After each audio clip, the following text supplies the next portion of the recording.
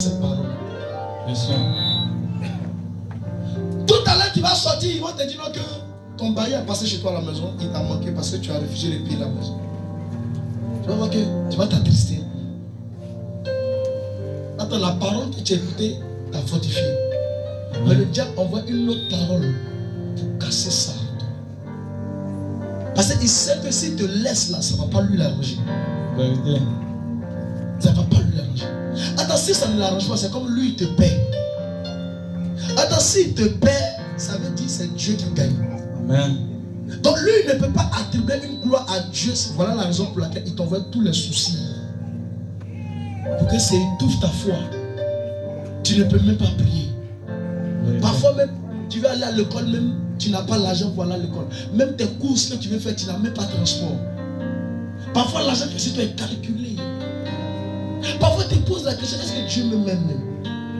Parfois tu te dis, depuis 45 ans j'ai donné ma vie à Jésus, mais pourquoi ma vie n'a pas encore changé? Il a une mère qui disait à son fils comme ça que l'enfant dit à sa mère, maman, depuis que tu nous as mis au monde, tu as donné ta vie à Jésus. Mais tu étais fidèle, croyante, servante à l'église. Tu essuyais même le temple, tu balayais dans la maison de Dieu, tu essuyais les chaises. Mais jusqu'à nous, on a travaillé, on a eu l'argent, nous, on n'a pas donné notre vie à ton Dieu. Mais quand nous, on te regarde, tu es misérable. Tu ne peux même pas gagner un peu d'argent pour changer la peinture de ta maison. Si nous, tes enfants, on t'a pas donné, tu ne peux rien faire. Attends, tu dis, tu as donné un Dieu à qui appartient l'or et l'argent. Mais pourquoi ce Dieu ne peut pas te donner ça?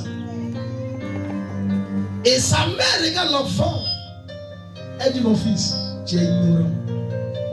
Tu ne sais pas ce que tu dis. Parfois dans la vie, le diable laisse certaines personnes leur bien pour ne pas que ces personnes courent pour aller derrière Jésus. Parce que si aujourd'hui tu es en train de travailler, tu as les moyens, tu penses que c'est parce que Dieu t'a béni, c'est parce que le diable ne veut pas que tu connais la vérité. Donc il ne te touche pas. Car tu es à sa merci. C'est comme toi, tu es son pilier de secours. Donc il ne te touche pas. Il ne touche pas tes pieds. Il te laisse, tu jouis dedans. Et pour toi, tu penses que tu as une grande bénédiction. Mais ceux qu'on persécute, c'est parce que ceux-là sont fils du Très-Haut. Amen. L'être humain n'est pas à terre dans ce monde. Depuis la fondation de ce monde, Dieu a déjà écrit le nom de tous ses élus. Amen. Voilà la raison pour laquelle, de la manière que toi on te persécute, c'est pas comme ça qu'on va persécuter l'autre. C'est pas parce que l'autre est plus mieux que toi. C'est parce que l'autre ne comprend pas ce qui est en toi. Amen. L'argent ne fait pas de toi ta grandeur. Les biens de ce monde ne font pas de toi ta grandeur. Ce qui fera ta grandeur, c'est lorsque tu es persévérant et persévérante. Amen. Même quand ça ne va pas, tu dis ça ira. Amen. La Bible nous dit, Satan a dit à Job, à Dieu, je vais détruire la vie de ton fils Job, qui pense qu'il est fidèle à toi. C'est parce que tu l'as béni, c'est parce que son commerce marche, c'est parce que tout ce qu'il fait, ça réussit. Tu penses qu'il t'aime, il ne t'aime pas. Attends, je vais toucher son travail, je vais remuer sa bénédiction, je vais remuer son sang, détruire même ses enfants. Dieu dit, je connais mon fils Job, il ne peut pas me renier, il ne pourra pas me renier. Car Dieu dit, je te le livre, mais ne touche pas à sa vie, ne touche pas à son âme, ne touche pas à son corps. Lorsque le diable est descendu, la Bible dit que Satan a détruit le bien de Job, il a détruit son travail, il a détruit son champ, il a tué ses bétails, il a ruiné la vie de Job. Job est devenu malheureux. Job n'avait pas iota, Job n'avait pas Sephra, jusqu'à rentrer dans sa famille. Il a tué sa première fille, il a tué sa deuxième fille, il a tué son enfant, il a éliminé les enfants de Job. Mais la Bible dit que Job ne s'est pas limité là. Satan est allé encore jusqu'à la donner une ulcère de peau à Job. Job était fatigué. La Bible dit, Job ne s'est pas découragé. Sa femme lui dit, renie ce Dieu et puis tu vas mourir. Regarde comment ta vie est devenue. Job dit,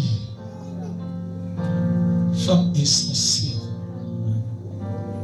Tu penses que Dieu l'adore dans la bénédiction? Amen.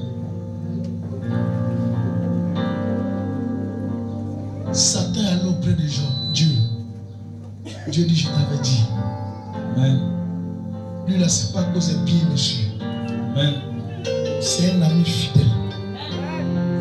C'est pourquoi Jésus a dit, je ne vous appellerai plus frère serviteur, mais je vous appellerai ami. Amen. Parce qu'un ami ne suit pas son ami à cause d'intérêt. Amen. Un ami, c'est lorsque tout ne va pas, il te fait sortir. Vérité. Un ami, c'est quand on t'insulte, il t'arrange. Amen. Un ami, il est plus qu'un frère. Vérité. Un ami, il est plus qu'un parent. Un ami, il est plus qu'un humain. Un ami n'est pas un ami hasard. Un ami est différent de camaraderie. Un ami est différent de mon frère. Un ami est différent de ma soeur. Un ami a une importance dans la vie d'un humain plus que son propre parent. Amen. C'est pourquoi il dit, je ne vous appellerai plus serviteurs, vous serez mes amis. Amen. Parce qu'il voit en vous que vous ne me suivez pas à cause d'argent. Vous ne me suivez pas à cause du travail. C'est pas parce qu'on te dit que tu ne travailles pas que tu me suis. Non, c'est parce que tu as vu en moi que j'ai les paroles de la vie. Amen. Pierre dit à Jésus, en qui irons-nous? En qui on va suivre? On ne te suit pas. Pierre dit, j'ai abandonné ma pêche. J'ai renié ma pêche. J'ai décidé de te suivre. Parce que toi, quand tu prêches, quand tu m'enseignes, tu as les paroles de la vie. Tu as les paroles de la vie. En qui irons-nous? Tu es rabbi. Jésus demande à ses disciples, lorsque vous marchez avec moi, qu'est-ce que les gens disent? C'est moi. Les gens disent, on te dit que tu es prophète.